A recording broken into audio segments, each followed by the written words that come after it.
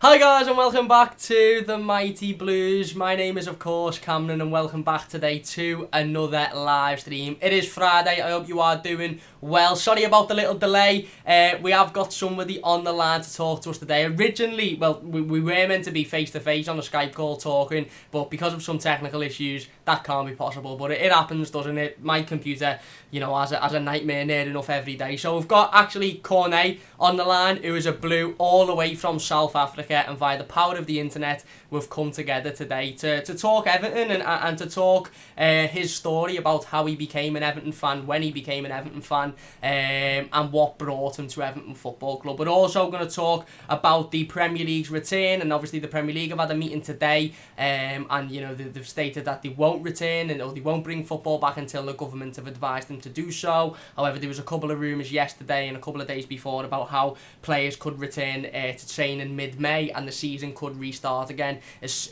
soon as the 8th of June. You've had Premier League footballers come out and say they're physically scared to return. So we'll talk about that a little bit later on in the stream. Just firstly, how are you, mate? How are you doing? How's life over in South Africa? What's up, Cameron? Thanks for having me, mate. It's a tough situation we have ourselves in. I feel everyone is in the same situation, so there's no point in complaining because we're all in the same thing. So we're taking it day by day, and hopefully sooner rather than later we'll be back to our normal selves. That's it, mate. Spot on, that's it. And we were talking a little bit off camera just before we started the stream. It's a little bit different over there, isn't it, in terms of the whole lockdown and certainly in terms of, unfortunately, the amount of people that have died from the virus. Have you got a little bit of an overall roundup about what life's like in South Africa at the moment? Because we know over here, obviously, we're still very much in lockdown. We've been told we're in lockdown for another 3 weeks, but it's more of I've always felt like it's not a lockdown that's been enforced like it has been in a lot of other countries. It's more of an advice, and I think a lot of people are getting a little bit annoyed and just basically not rolling with the advice at the moment. So what's it like over there for you? So yeah, like you said, now you guys have way more cases and fatalities, but it's different in the sense that they kind of had to act quite harshly because we have a lot of poor communities and townships, which this, as soon as this gets out of hand, it can cause massive havoc. So we caught it quite early. So I think once it got to about 2,000 cases, they called a national lockdown, but quite strict measures in place as so we went into lockdown I think on the 27th of March. Okay. And a week ago they announced it was meant to be 3 weeks, and then after 3 weeks they said they're going to extend it for 2 weeks, but then they also realized they can't just go from not being in lockdown to just being free roaming. Yeah. So they introduced stages now. So we basically in stage 4 now, which means we can kind of walk our dogs outside the house, and maybe the essential workers can go to work, but for the rest of us, we're still at home. So we don't know how it's going to work from now on. So we probably taking it on a 2 to 3 week basis per level. But then they also mentioned if the cases or the numbers go up, we might go back to the big stage 5 again. Yeah. So it's a tough one. We can't really predict what's going to happen. Yeah. So just curious, when it was at stage 5, was that a case of nobody could leave the house? Was there certain workers that were allowed to leave? I assume people that work in hospitals and stuff. Yeah. So only the doctors and paramedics and all your really essential stuff. So now they've relaxed a few because obviously the economy is suffering. Yeah. But still, only they encouraging people to please work from home if you can. So the financial services opened from today. Okay. So the banks and your insurance companies, but whereas previously it was only the doctors and your paramedics and things. Okay, and I take it it's very much, even at stage 4, you can't see your family, I'm assuming, and close friends, etc. It's very much still, unless you're one of those essential workers, you're to stay at home, unless you're like walking the dog or something like you mentioned. Yeah. So it's a case of, if you're obviously living with your family, you get to see your inner family, but then you can't go out partying like Moise Kean did, and throwing parties. Yeah, exactly. What a naughty boy! Yeah. What a naughty boy he is. So just overall, obviously, all the way from South Africa. You mentioned Big Stephen Pienaar before we started recording or before we started streaming. What just give us a brief sort of summary of your Everton story then. How did you become an Evertonian? How did it come about? What brought you to Everton? What made you think, you know what, I love that football club? When did it happen? Just give us sort of a brief summary about, how you and Everton came together, I suppose. Okay, it's quite a funny story because growing up, like I mentioned to you off camera, I'm Afrikaans, so that's like, it's similar to Dutch, and as an Afrikaans person, you don't really interact, or like you don't play soccer or football as you call it. Yeah. So at school I played rugby and cricket and hockey. So when I went to my high school, it was an English high school I went to. I only got involved with, that was in 2008. Okay.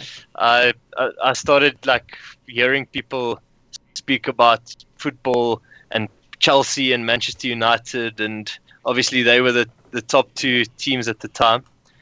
And at the time, I just chose a club, and it was Manchester United. So please don't crucify me. That's understandable. So in 2008, I chose Man United, but then obviously I started watching football. Yeah. And then I'm like, nah, fuck, I don't want to just be the glory fan, because it's boring supporting the team who wins the whole time. Yeah. But now I wish we were winning. But, so in 2010, I don't know, I think it was beginning of 2010 when the World Cup was approaching, and Stephen Pienaar was, I think, doing some not charity work, but he was obviously our best player for Bafana, South Africa. I really wanted the national team to do well, so I don't know for what reason, but I started following him per se, and got involved through him into the Everton vibes. But it wasn't until I think end of 2012 that I really got into supporting Everton. And when we lost that semi-final the FA Cup semi-final, it was such a shit. And from there I was like, I need to support this club. But it was I set up, but it's a funny story because I don't know about you, but I can't really describe why I like Everton, but it's like the only club I think I'll ever be able to support, and it's something about them that they really. I watch every single game and I get so furious every time we lose, but through and through, we get through it. That's it. It's that emotional connection, isn't it? And it's really, really nice to hear that coming from, a fan who grew up necessarily in his early years not really following football. It's very nice to hear that you can still have that emotional connection. Obviously, much like a lot of football fans, I support Everton because my father supported Everton and have been going to the game since I was a baby. So I've very much been instilled with that pure hard emotion and those bad days at Wembley and all of that sort of stuff since I was a kid. So it is really, really nice to hear that that emotional connection is still there, even for fans that live couple of thousand miles away who might not necessarily get the opportunity to go to the game. And I'm exactly like you, mate. I'm 21 years old, been alive 21 years, and it's been very, very much a roller coaster ride. You know, I've never seen Everton win a trophy. I've seen us close, but I've never seen us win a trophy. And like you said, you know, you do get really, really angry. I think they're the only football club, or I can only assume, obviously, because I've never supported another football club, but I can't assume that there's many other clubs that put you through as much of an emotional roller coaster as Everton Football Club do. You mentioned that semi-final there. Yeah. I'm assuming you're talking about the Liverpool one at Wembley, yeah? Yes. Yeah, it was devastating, wasn't it? And like I said to you, I've also never seen us beat Liverpool, and I have a lot of friends that's Liverpool fans, and I tend to ignore them for 2 or 3 weeks before and after the game, because I feel like we already know what's going to happen, but we give ourselves the hope. Yeah. It's the hope that kills you, right? It is the hope that kills you. That's exactly what it is. And it was the hope on that day at Wembley when we scored first and Jelavic scored, and it was like, could we do this? And then same old Everton sort of fell down on our heads, didn't it? So obviously, you know, 2010, 10 years supporting Everton. You've seen the back end of the David Moyes years. You've seen every manager since David Moyes up until obviously now with Carlo Ancelotti, and everything's looking very, very bright going forward and in the future, obviously, when football does ultimately return. I know it's not a priority at the moment, but again, talking for when it does return. How happy are you with the appointment of Carlo Ancelotti? Were you really excited when you seen it? Are you very optimistic for the future? Do you think that finally this could be, you know, the manager to drive us to that success that we all desperately need? Yo, I was over the moon, mate. I honestly couldn't believe, because I remember when Marco Silva got sacked. Yeah. We were being linked with Vitor Pereira, and I think David Moyes was almost announced with Arteta. I think they threw in, not Arteta, they threw in Tim Cahill to make Everton's feel a bit better, but with the appointment of David Moyes. So, like, obviously from going to that to Carlo Ancelotti was something I honestly couldn't believe it. I was over the moon. I don't know about you, but like, I think this is the best manager we've ever had, besides maybe Howard Kendall, but I didn't know much of him. I've just heard a lot of good stories. No, I agree, spot on. He's definitely the sort of the most successful manager we've ever had in terms of his success worldwide. There was a stat a couple of days ago, I think it was on Wednesday night. It was that on that day 2 years ago or 3 years ago, it was he'd won the Bundesliga, and then he's won 4 of the top 5 championships, league titles in the top 5, you know, big leagues, as they say, France, Germany, England. The only one he hasn't won is La Liga in Spain, but he won the Champions League with Real Madrid. So I was sitting there thinking, if he can win us the Premier League or the Champions League, I'll happily take that. I'll take it. Exactly, I'll take that. Surely he can't leave Everton without winning something, whether it be an FA Cup. He can't leave without winning something. But doesn't it irritate you when we are being linked with him, or when we get him, or when we're being linked with him, they like, he won't go there. Yeah. And then when he goes there, he's like, oh, but he's on the downward. Yeah. He's on the downward.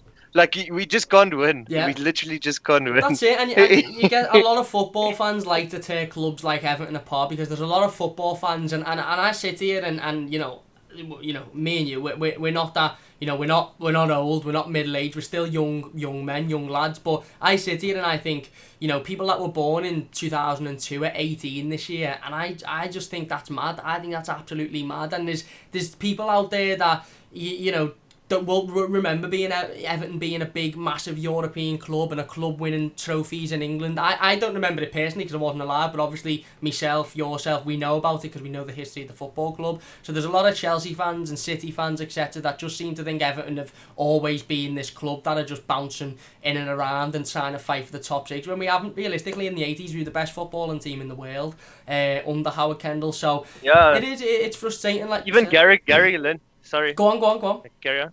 No, go on. No, Gary Lineker even said we were the best team he's ever played for in the 1985, I think. Yeah, exactly. When he scored 40 goals in the season. Yeah, exactly. And he played for Barcelona, and he played for a whole load of great teams. So it is frustrating. It is, and it's it's nice when you see Carlo Ancelotti come in then, and then you hear him talking about the club, and he talks about it very positively, and he says about how it's a family, and he hasn't felt an atmosphere like this ever, and he hasn't felt at home since he was, in the way that Everton have made him feel at home since he was at AC Milan in his home country. And it just does silence those people that are sort of like, who's only there for the last payday or he'll never go. And you're absolutely spot on what you said there. I honestly believe we were a matter of hours away from announcing David Moyes. I think the contract was very much put to him, and if it wasn't for Carlo Ancelotti flirting with the idea, I think David Moyes could potentially be our manager at the moment. And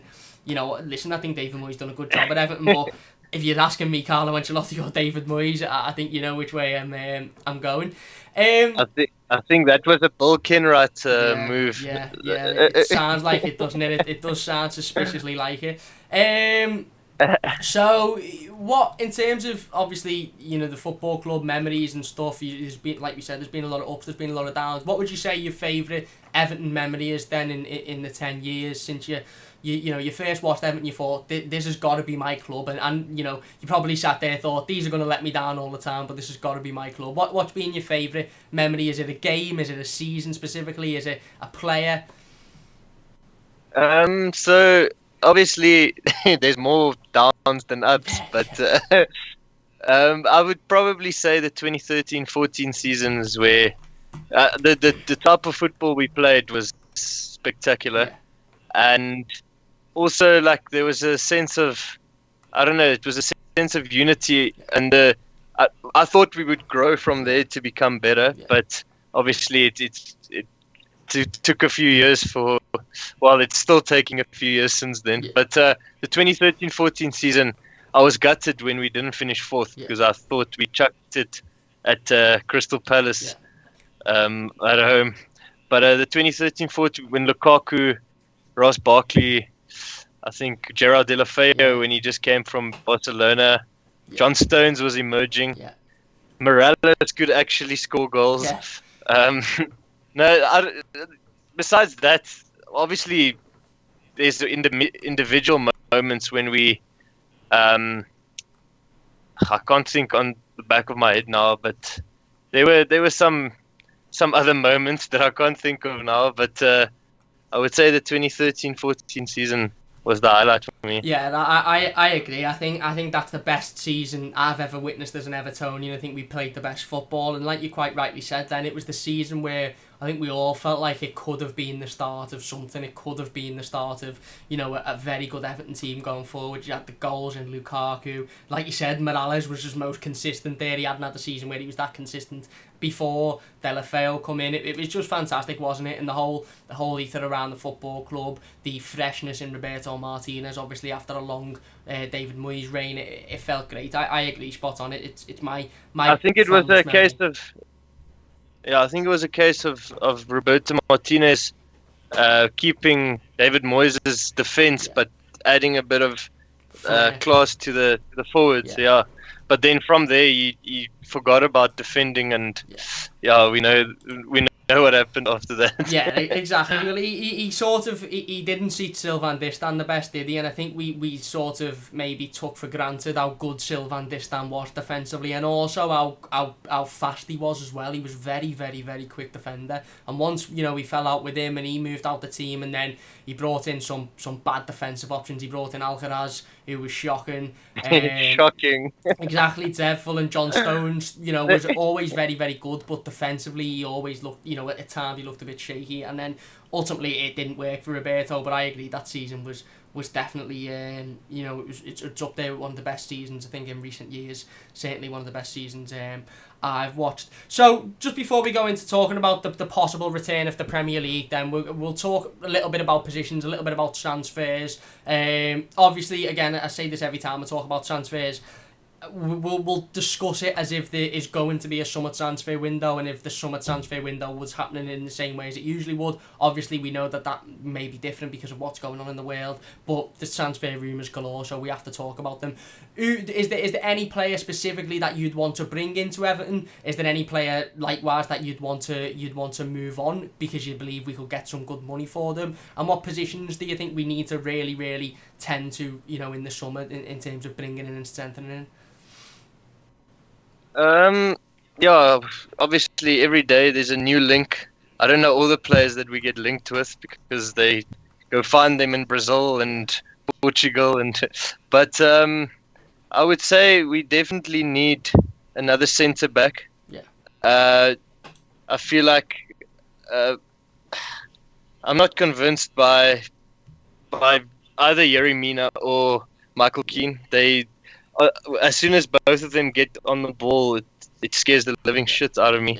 Yeah. Mason Holgate's a good ball playing centre back, but I feel like you also need someone strong defensively next to him. So yeah, I don't know. I saw we were linked with that Gabriel Magalhaes, and I'm not sure if John Stones will come back, but I don't know if John Stones can play next to Mason Holgate, because I feel like they're similar type of players. Yeah.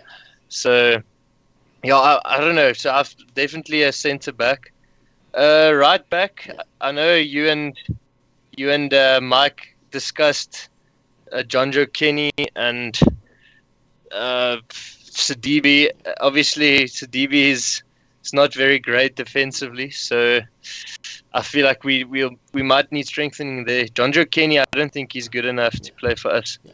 So I don't know if that link with Thomas Meunier is still ongoing.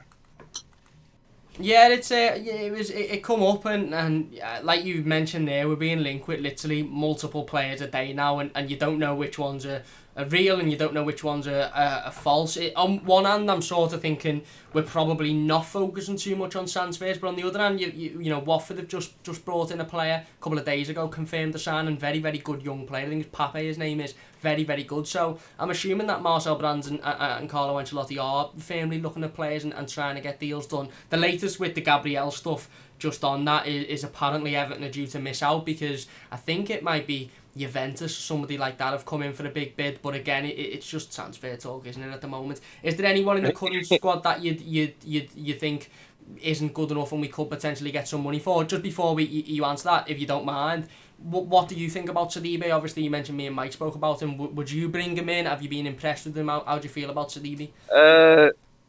No, not at all. I think he's dead average. Yeah. And we should stop going for these players that were good at a World Cup in 2018. So I don't know. I wouldn't sign him. Yeah. But I also don't think Seamus. I honestly think we need a proper right back, a centre back. Jordan Pickford can also fuck off. Fair enough. And probably a right wing. Yeah. A right winger and someone to partner and Andre Gomez in midfield. Yeah. I agree. It's mad, isn't it? Because as a fan base, we all come together, and I think every Evertonian I've spoke to, whether it be on the channel, whether it be me dad, whether it be just people in general, everybody says the same thing: right back, centre mid, right wing. So I just hope that, I know Carlo Ancelotti probably doesn't watch my videos or any other Everton fan channel, but I just hope that somebody is listening somewhere and thinks, you know what, if every single Evertonian saying we need these players, maybe we need to bring in these type of players. If you're enjoying the... But also... Go on. No, so we always go for these players that are fringe players of other clubs, top 6 teams, and that needs to stop now, because we can't be linked with Jesse Lingard, like for fuck's sakes. No, he's like dreadful. We always go like he's like a Theo Walcott or Alex Iwobi or Morgan Schneiderlin.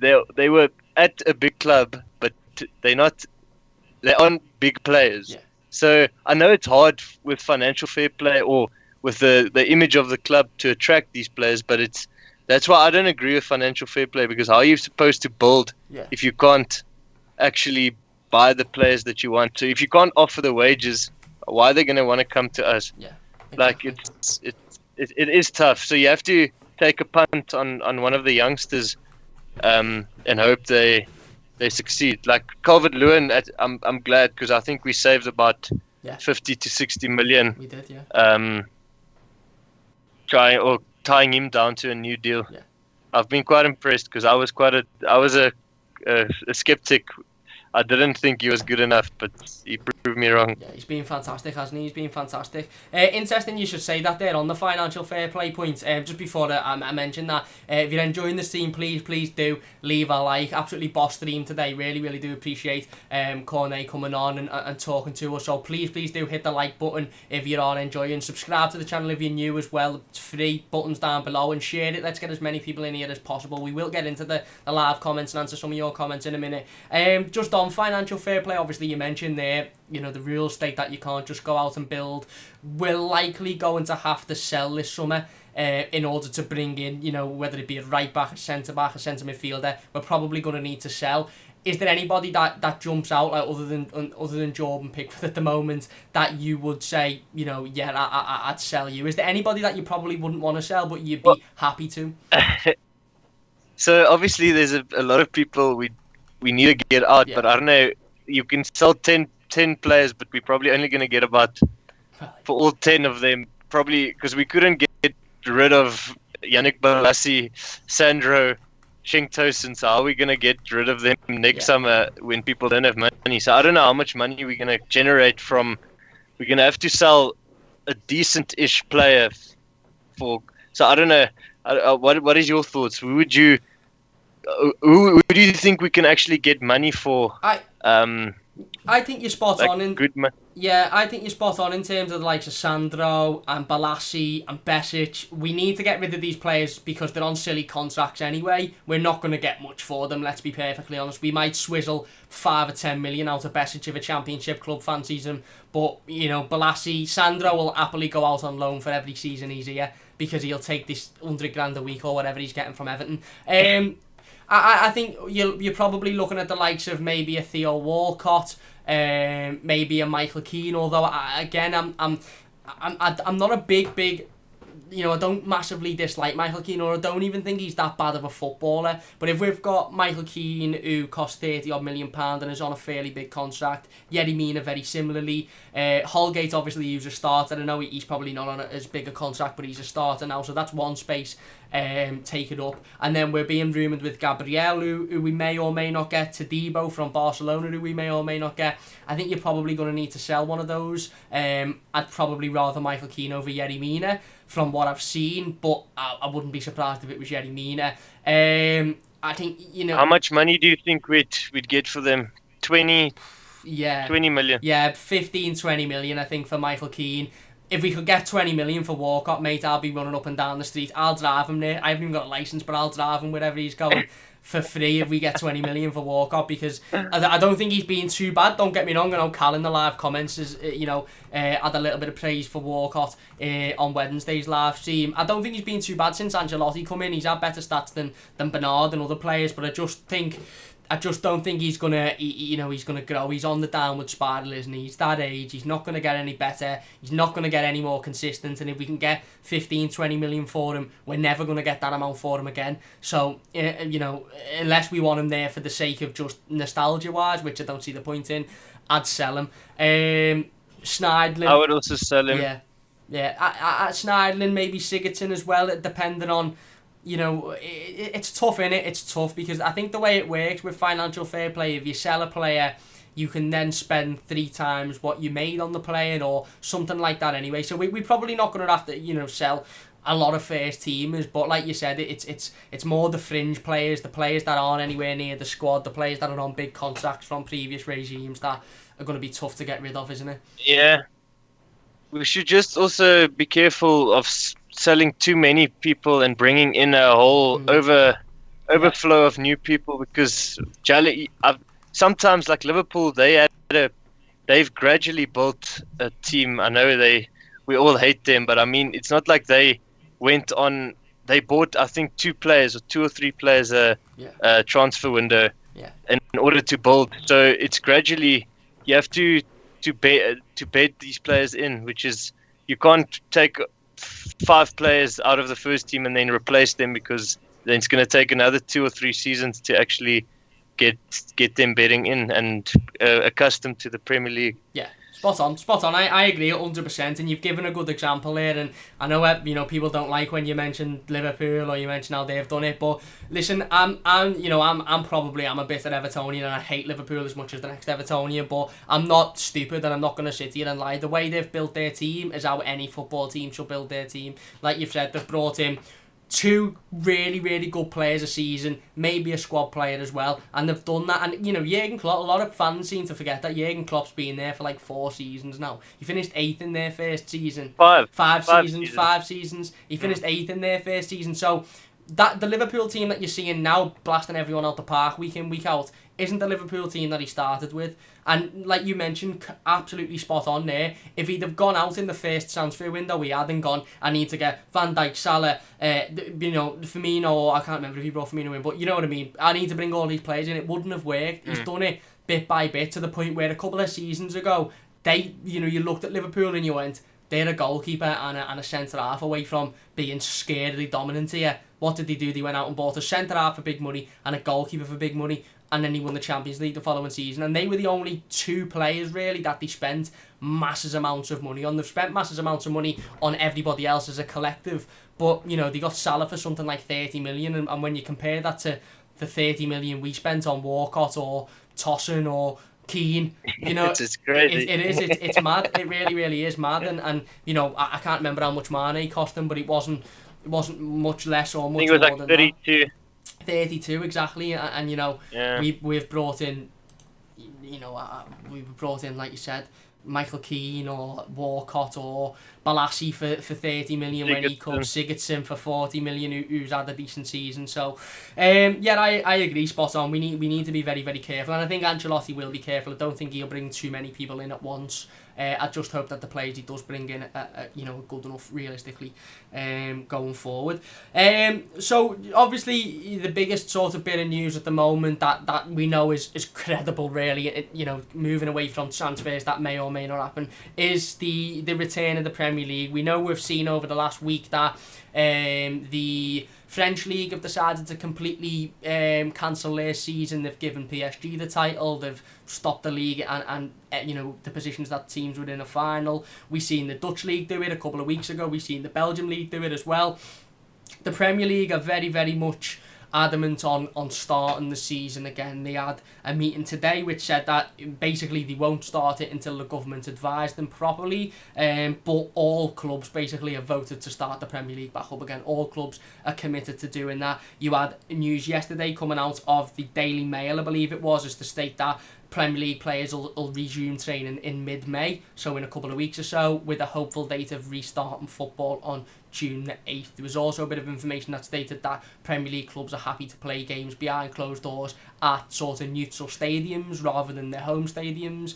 And just whilst all of that's being released, you've had other bits of information as to say that all players and officials will be tested twice a week and will have the correct PPE and stuff like that in training. And then you've had Sergio Aguero as well as other Premier League players come out and say that they're scared and they don't want to return to football because they feel like they're unsafe.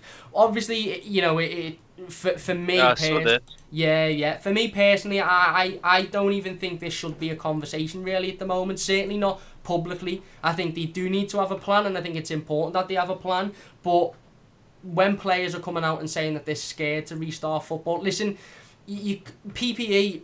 We haven't got enough PPE in this country, certainly, for our doctors, for our nurses, for our social care workers. We're not testing those people either. The government 1 minute are saying, well, we need to get more tests to be able to test the key workers. And the next minute they're going to test footballers twice a week. I've done a little bit of rough match yesterday. That would be 1,000 tests a week on Premier League footballers, just on average, on what, the size of squads and stuff.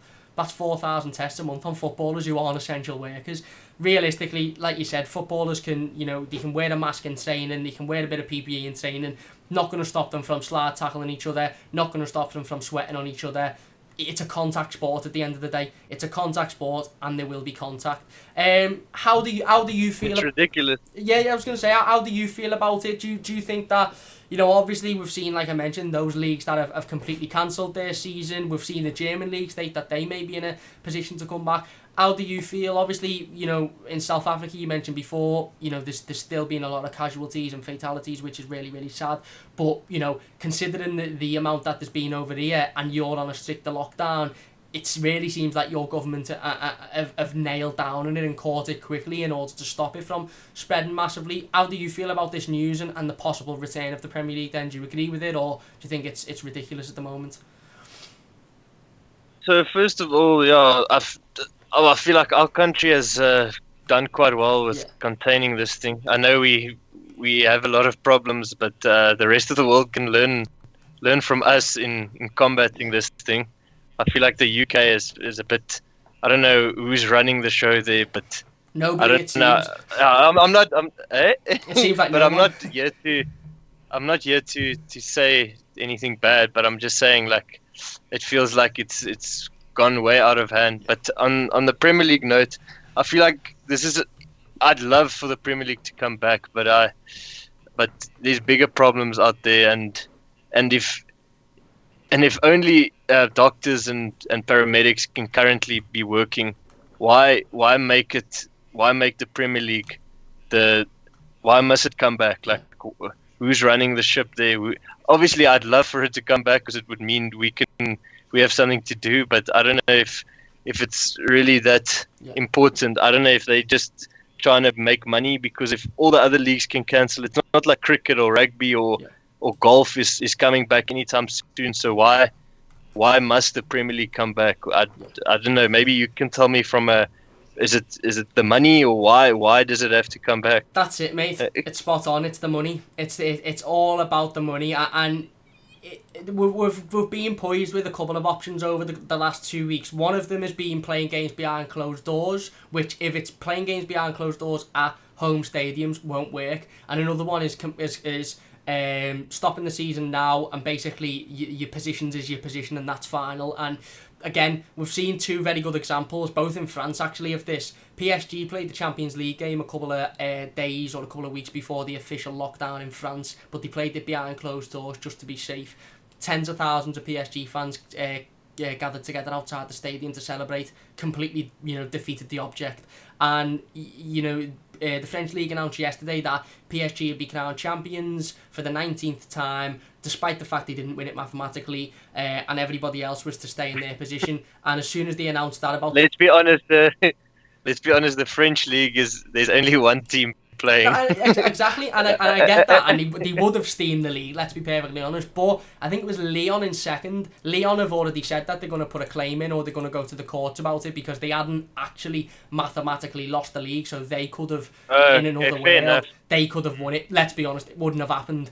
PSG would have gone and steamrolled it anyway, but it leaves that legal situation open, doesn't it, where teams can go, well, that's not fair, really, and they can't say, well, you probably wouldn't have won it, because they can't say that for definite. Look at Leicester a couple of seasons ago. So I don't think either that would work. You're spot on though, it's the money, mate. It's the money. There's a lot of money in the Premier League. Sky Sports will be losing out on a lot. BT Sports will be losing out on a lot. All of the main television companies will be losing out on too much, and they are desperate. And I don't believe this, by the way, Premier League clubs are all in favour of continuing the season. I feel like they're forced. Yeah. I think it's bullshit, to be honest. I think the FA. Go on. I feel like the FA is running the ship and basically telling them and not asking them. Yeah. From my point of view, I don't know. Yes, but no, spot on, and I considering you've got players like Sergio Aguero, one of the biggest players in the Premier League. You've got various other Premier League players coming out and saying, listen, we're scared, okay, we might want to go back and play football, but we don't want to risk our lives for it. You've had clubs, when the lockdown first got announced and when the conversations of bringing your Premier League back first would come about, you had clubs saying we don't want it to happen. You had, I think it was something like 18 clubs said that they want to avoid the league and they don't want to return back to football. How can that all now change to every football club's willing to bring it back, and they all want football back? I think that's just the FA saying that, and a massive smokescreen to claim that football clubs are feeling the same way, which is, like you said, again, I don't want to speculate, but maybe they've pushed clubs into a corner, really, where they've said, if it gets null, you're not getting a transfer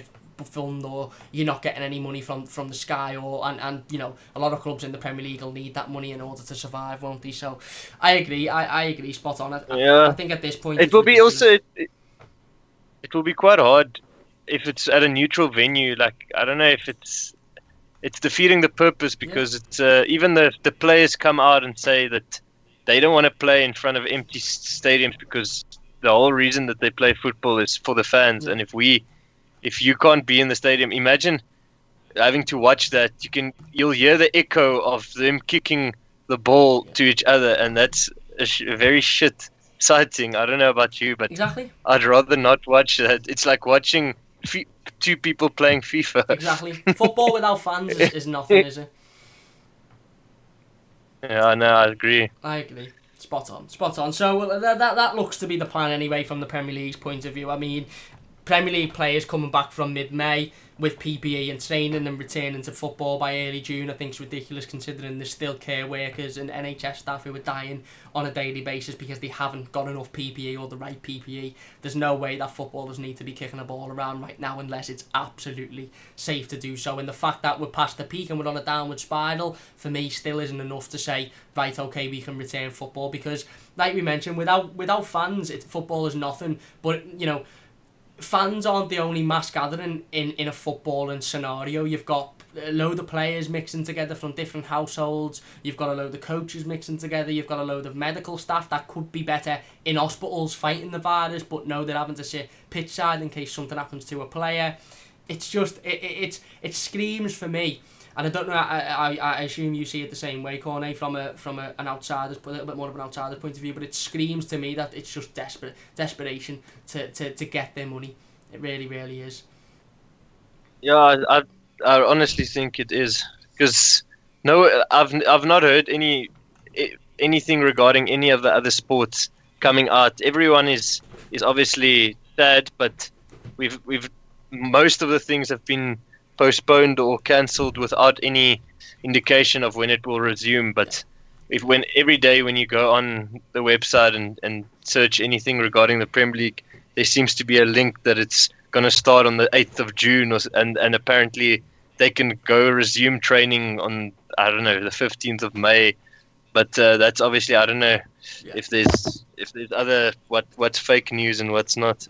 That seems very real at the moment, which is scary, isn't it? And like you said, other sports, there's other sports that could be resumed a lot safer than football. Tennis, for example, people in tennis are distanced anyway. They don't need to be standing next to each other. Darts, for example, there's other sports that you'd say, you know what, I can see that returning because it's a lot easier to manage that and it's a lot easier to referee that. How can you make sure footballers are distanced or not coughing on each other when they're sliding into challenges and they're jumping up for headers? You just simply can't do it.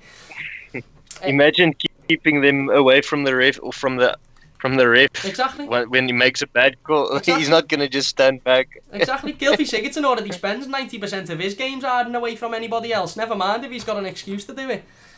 Bloody hell. He doesn't need any more excuses to hide away. We'll get into the live comments now then before we end up. Eugene says Portugal's Premier League returning on May the 30th. So there you go again, Portugal. Another country to potentially bring football back. I know it's a lot. There's a lot less cases in Portugal. I think there's only cases in a couple of cities in Portugal, if I'm right, and a lot of other cities haven't even got cases and they're still on full lockdown. So, in Portugal's case, I understand that, but in our case, we've had 20,000 deaths. So, I just think it's a bit ridiculous. Whammy says, how's everyone doing? I'm not too bad. He also says he loves your accent. I'm assuming he's talking about you. He's definitely not talking about me. What, my South African accent? Yeah, I love it as well, to be honest. It's boss, mate, it's boss. David says, I became an Evertonian after falling down the stairs and banging my head on every step. And that's how a lot of us feel, isn't it? Hazard says, hope everyone is okay. And the listeners, he also says, hi Cam, hope you're okay. Yeah, I'm not too bad.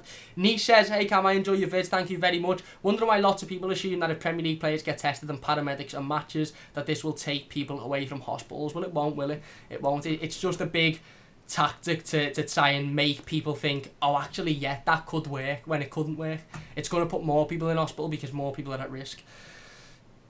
Nish also says, in terms of testing, Premier League are using £36,000 machine, which the NHS don't use. So again, starting the league doesn't take anything away from the NHS's effort. But couldn't the NHS be useful with that machine? I don't know. And he also says, players saying they're scared when they get tested before and after. But they could, it is scary because who's to say that they're good? They've said that they'll get tested twice a week, but we don't know that they're going to go through with that, do we? That could just be, that could just be a load of crap to make people agree with what they're doing. Where are we? Gorch, who is from Minnesota, says, I got into Everton when I met an Everton fan over the internet, and the fact that my local team, Minnesota, is managed by Inchy, Adrian Heath. There you go, fantastic. Where are we? There's a City fan in the comments trying to get everyone on everyone's nerves. Where he says, I started supporting Everton when Moyes was manager because the team wasn't the best, but the players and the most money they had, the team spirit and camaraderie, they worked well every game. I'm just trying to find another one before we end up. Where he says, I hate Walcott, but that's harsh comparing them to Lingard. Walcott is actually, but they're both. But I think if Everton signed Lingard, I'd genuinely be fuming. I really, really would. I just think he's dreadful, mate. I just think he's dreadful. Did you see that comparison between Alan St. Maxim and Richarlison? Yeah, again, I thought that was a little bit weird as well. I don't mind Alex St. Maximum, to be fair, but I don't think he's anywhere near. No, he's good. He's good. But what's your thoughts on the Newcastle takeover? I think I think it'll be really, really good for Newcastle. I do. But it's not gonna be. It's not going to be like they think it'll be, because it's not the same as, football isn't the same as it was in 2010 when it happened to Manchester City. They're not going to, get this investment and be able to go out and go, we're buying Aubameyang, we're buying Griezmann, we're buying Mbappe, we're buying all. It's not going to happen. It'll do them very, very well in terms of, doing the training ground up and maybe adding to St James's Park and potentially bringing in a decent manager. But it's going to be 5 or 6 seasons for me before they're even challenging for the Champions League. Never mind the Premier League, and that's if everything goes absolutely spot on. Because it's not like, I think a lot of Newcastle fans, and I understand it, because I do understand it, because if Everton were similar to us, yeah, exactly, and when Everton were in that situation, you do feel like, you sort of feel like, oh my God, we'll only be a few years and we'll be winning Premier Leagues, but it's very different to the Manchester City situation because of financial fair play, like you mentioned. That's completely thrown all of that out the window. What do you think about it? What are your thoughts?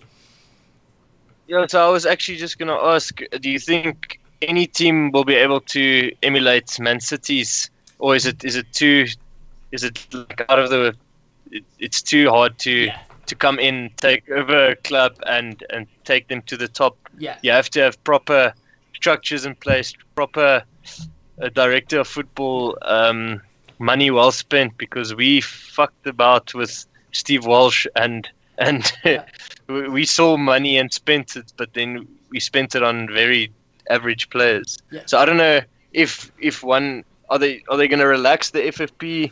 I don't know.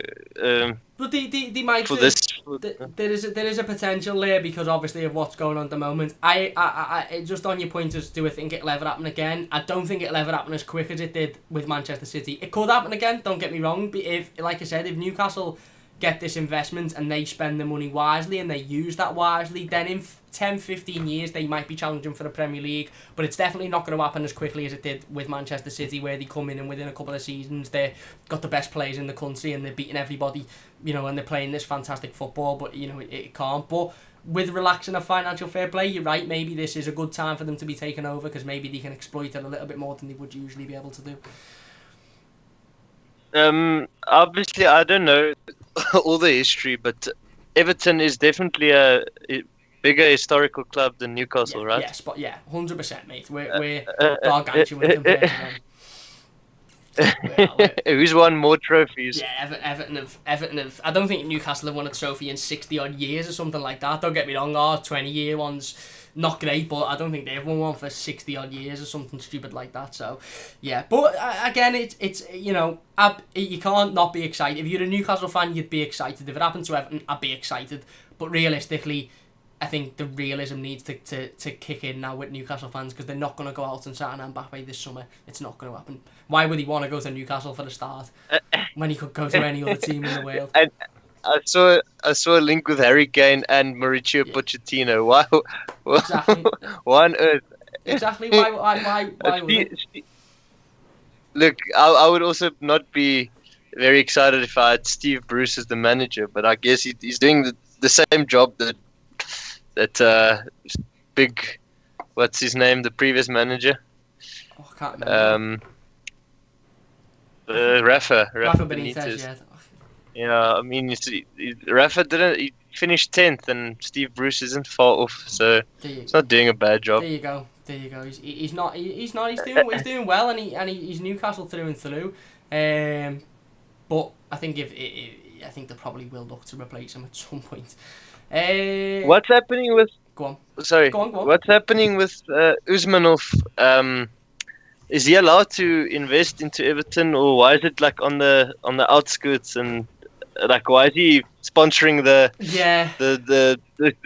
ground, and like is it like trying to go around beating FFP, or is it a ploy? Maybe. I don't know. Maybe he's trying to. I don't know what he's trying to skate around. I don't know whether it's financial fair play or something else. I don't know. It seems very much like any investment from Usmanov now is either coming from sponsorships or as a personal gift to Farhad Moshiri, which nobody can really say anything about, because anybody can sponsor a football club and give them as much money as they want, and anybody can gift their friend money. There's nothing illegal behind that. He hasn't obviously officially bought into the football club, but maybe Usmanov doesn't want to be a part of I thought this for a while. Maybe he doesn't want to be a part of the shareholders. Maybe he doesn't want to have to make the tough decisions. Maybe he just wants to sponsor the ground, sponsor the new stadium, sponsor the Finch Farm, have his logo plastered everywhere, and just feed us money from a point where, you know, he's benefiting us because he's giving us a shitload of money. We're benefiting him because his companies are plastered all over our merchandise and, you know, our stadiums, etc. But he doesn't have to make those tough decisions. He's probably had a conversation with Moshiri, and Moshiri's probably gone, listen, you know, you don't want to be in this boardroom when we have to sack managers, or when we have to decide on, you know, how come we're £100 million down in profits, etc. So he's probably said, you know what, I'll just sit back a little bit, feed them loads of money, and I won't have to make those tough decisions. Maybe there's that. Maybe there's something deeper in it where he's trying to skate around not getting caught for sort of, you know, for, I don't know, not caught, but he's trying to skate around not, you know, joining the members for a specific reason. Or maybe he just hasn't made that decision yet. Maybe he just thinks, I'll wait until the new stadium's built and then I'll officially join them. But I think he's definitely helping Everton out. Well, I know he's definitely helping Everton out, let's be honest. Uncle because Alisson. Moshiri is only a billionaire, and I think his net worth is like 1 billion. I think Usmanov is about 11 billion. So I don't know if Moshiri can sponsor everything that he. Well, there you go. Our players already cost 600 million, so that's half of his money gone. There you go. Exactly, spot on. Where he says, I can't even say that name. A few of them, Shaw starting with Sigurdsson and Walcott. Someone should, I'm going to task the shit out of both of them. David says, so save 10 million, sell for 10 million. The club who spread that cost over 3 years within financial fair play, so can spend 60 million. I believe that's how it works, yeah. Faz says they need calling out over bullying the teams to play games and take up resources needed elsewhere. That's what we just said before.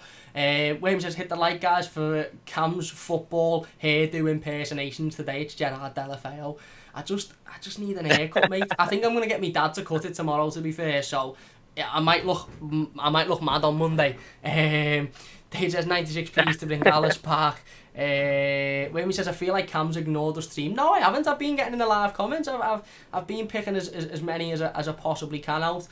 Seen people talk about the 1995 cup final there as well.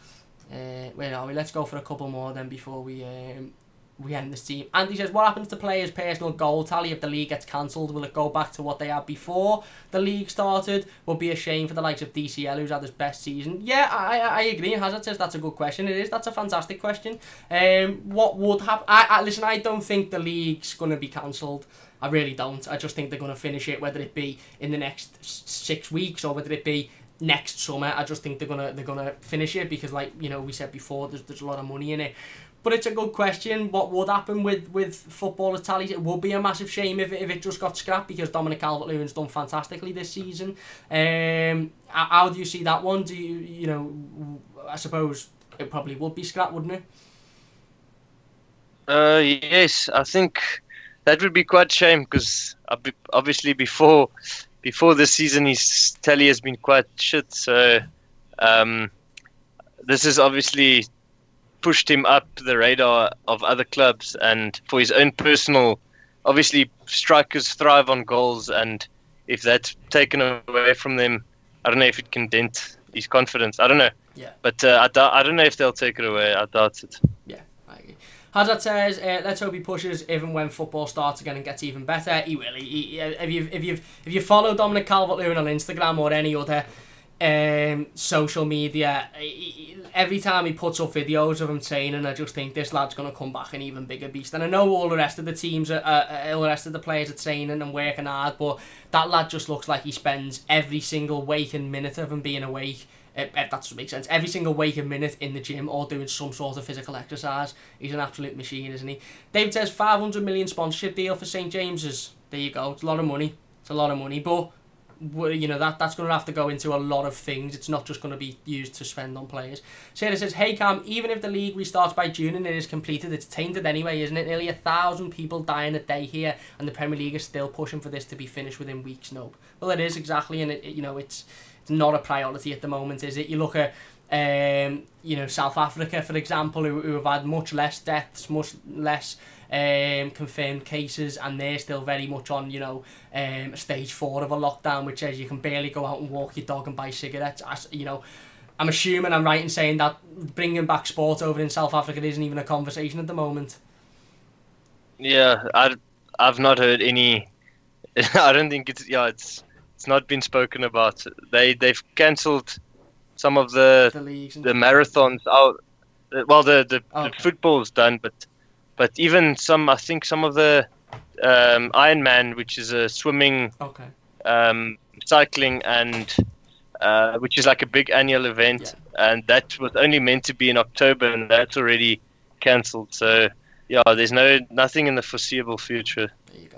There you go, and that's what we should be doing. We should be putting people's lives and well-being in front of money and sport, because it's simply not important at the moment. Last couple then. God says, at what point will it take for the Premier League to agree that the Prem can't resume till we get the all clear? I don't think they will get to that point, if I'm being honest. Wim says, this is what happens though when you don't read the comments, messing. Anyway, I think we'll end it there.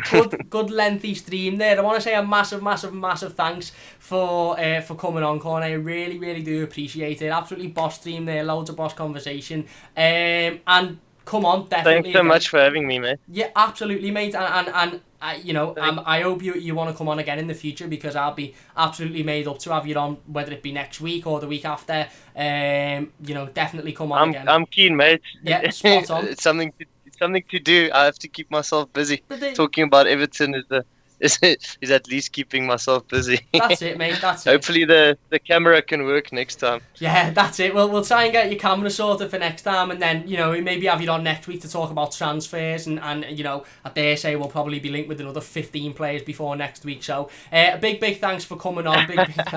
Big thanks for taking time out of your day, obviously, and joining us and giving us your Everton story all the way from South Africa, from the end of the David Moyes era to the start of what will hopefully be a fantastic Carlo Ancelotti era at Everton.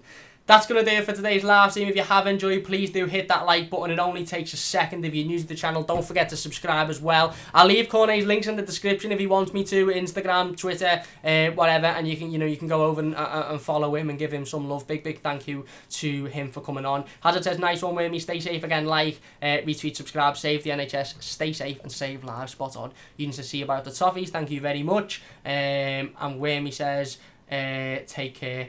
bye. He says, bye, Corny, take care, bruv, which means brother in slang over here. Big thanks to everybody for watching. Leave a like if you've enjoyed. Massive thanks to everybody for getting involved in the live comments. Sorry we couldn't get through them all, but I've tried to pick out the conversational ones to talk about today. So massive thanks to everybody for joining. If you're watching as a YouTube video, leave your thoughts in the comment section down below. And yeah, get involved. We'll be back obviously on Monday, 5:15 PM for the Talking Rubbish Transfer Show, so don't forget to join us for that one. Big thanks for watching. Leave a like if you've enjoyed, subscribe if you're new, and I'll see you soon on the Mighty Blues.